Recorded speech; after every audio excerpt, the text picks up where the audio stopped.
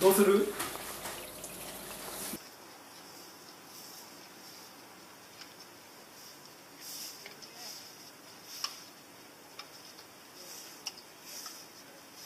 これは往年の橋の。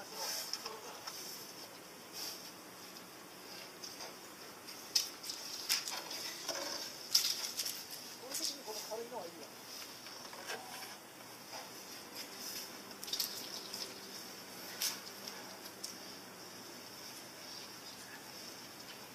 ちょっと待って。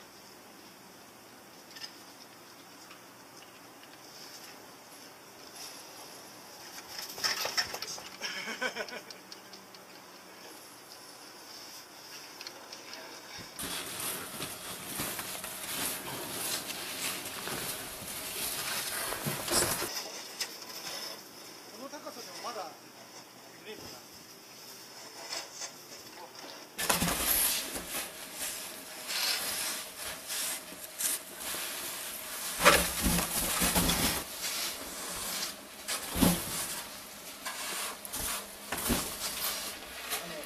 ごまかしが効かねえっていうか、やっぱちょっと軽っ。クロートもの軽っ。その軽さね、ちょっとね、やっぱね、やめられないよ。軽っ。あ、でもね、あ、そう、下がってくな。え、下がる。で横にさ、これ悪くないの。よっぽど新しい時は。